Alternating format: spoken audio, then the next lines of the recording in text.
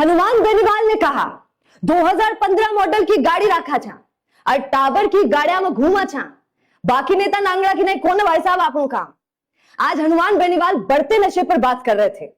बोल रहे थे कि नागौर में नशा बहुत बढ़ गया है।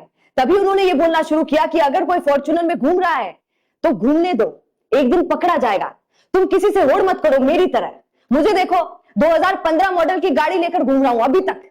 बाकी नेताओं को देखो, ये लांबी लांबी गाड़ियों में घूमते हैं, 4-5 करोड़ की, बड़े बंगले, फार्म हाउस, ये सब उनके पास है। अब या तो मैं उधर चला जाता और इसी अमीरी वाली जिंदगी जी लेता, पर मैं तो जनता का सेवक हूं और सेवा में लगा हूं, ऐसा हनुमान बेनीवाल ने कहा।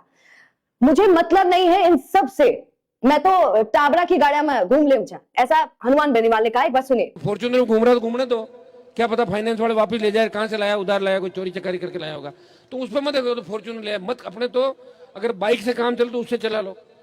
मेरे पास 2015 मॉडल गाड़ी है, बताओ। सारे नेता बड़ी बड़ी 3-3, 4-4 करोड़ की गाड़ियां, बड़े बंगले, फार्म हाउस, तो मंत्री, तो या तो उधर चला जाता, ये इधर आपकी सेवा में लग गया।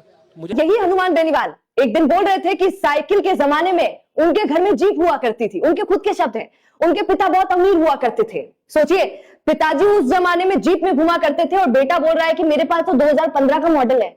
मतलब वो अभी तक भी पुराने में चल रहे हैं, ऐसा कैसे पॉसिबल हो सकता है।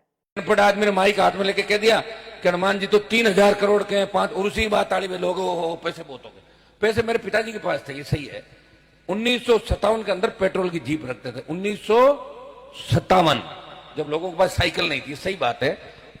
हनुमान बेनीवाल के नशे पर दिए जाने वाले इस बयान पर लोग बड़े ही फास्ट तरीके से कमेंट कर रहे हैं। आप जरा सुनिएगा, क्योंकि बड़े दिलचस्प कमेंट कर रहे हैं। तो सुनिए, एक ने क्या लिखा।